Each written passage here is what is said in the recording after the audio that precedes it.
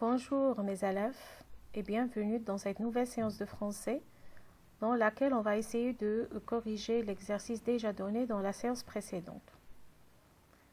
Donc, je vous rappelle un petit peu ce qu'on a fait dans cette séance-là. Donc, c'était une séance de production écrite et on a essayé ensemble de relever les caractéristiques d'un texte descriptif. Alors, je relis l'exercice.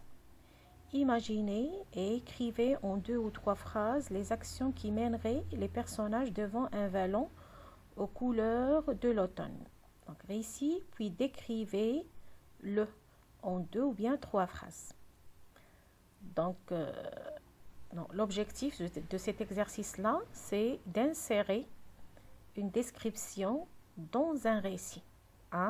Insérer un passage descriptif dans un récit. J'imagine que vous avez déjà fait des essais à la maison. J'ai vu quelques productions envoyées sur WhatsApp, productions des élèves. C'était très bien fait. Et je verrai, Inch'Allah, les autres une fois ou bien dès qu'on aura terminé notre confinement. Et je vous propose ici un essai. Alors, je lis le premier passage. C'est un passage, bien sûr, narratif. Nous décidâmes, ce jour-là, mon père et moi, de nous balader dans les environs. Notre promenade nous entraîna un peu loin de la maison. Nous nous aventurâmes dans les sentiers qui mènent vers le vallon. Alors, déjà, dans ce passage-là, j'ai présenté d'abord les personnages, mon père et moi. Et comme vous remarquez ici, le moi, c'est le narrateur. C'est moi qui raconte. Alors, pour les temps, le temps des verbes utilisés, j'ai utilisé le passé simple. Pour la narration, nous décidâmes. Notre promenade nous entraîna. Nous nous aventurâmes, c'est le verbe s'aventurer, un verbe pronominal conjugué au passé simple.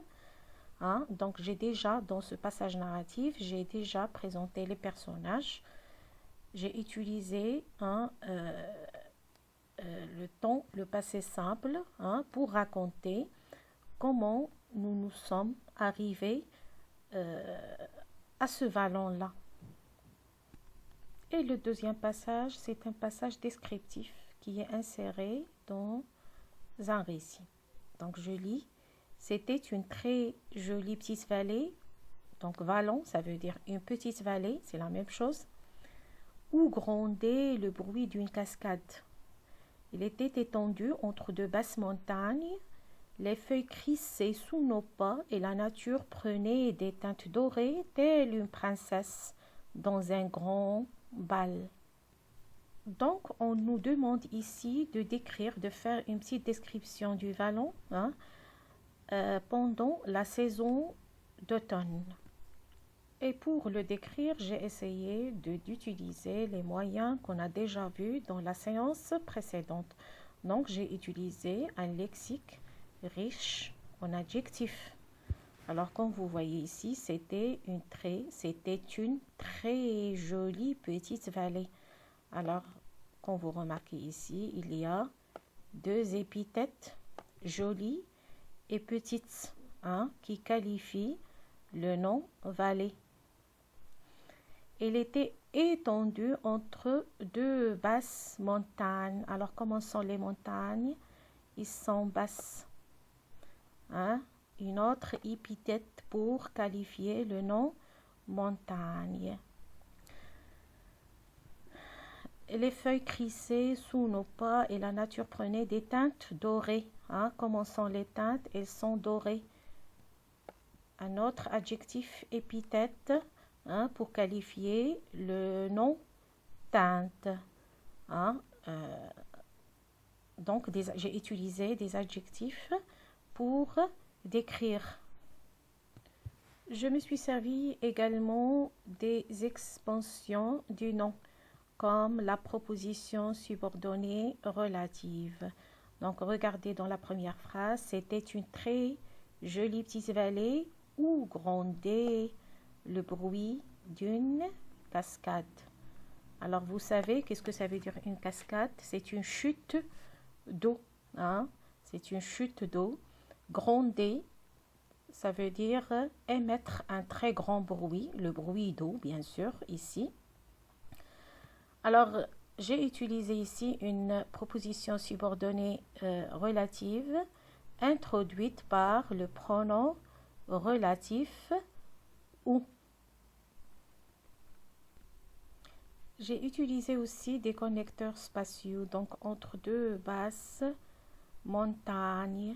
Hein, elle était étendue. Hein, c'est pour indiquer où se trouvait la vallée, hein, ou bien la petite vallée. Hein, elle était étendue entre deux basses montagnes. Les feuilles crissaient sous nos pas, hein, des indicateurs de lieu sous nos pas. Hein, une princesse dans un grand bal, hein, donc des indicateurs spatiaux aussi. Les feuilles crissaient sous nos pas. Donc, comme vous savez, pendant la saison d'automne, les feuilles tombent des arbres. Hein, et crisser sous nos pas. Ça veut dire crisser, c'est le verbe crisser, c'est un verbe de premier groupe. Ça veut dire grincer. Hein, ça veut dire grincer. Les feuilles crissaient sous nos pas et la nature prenait des teintes dorées. Hein, la nature, les plantes ont une couleur pendant la saison d'automne, une couleur jaune, orange. Hein, ce sont des couleurs associées. Et qui donne cette teinte qui est dorée. Et pour accentuer ou bien pour mettre en valeur cette couleur dorée des plantes ou bien de la forêt, de la nature en général en automne, j'ai utilisé ici une figure de style qui est la comparaison. J'ai comparé cette nature-là qui prend des teintes dorées à une princesse dans un grand bal. Une princesse pendant une fête. Bal, c'est une fête de danse.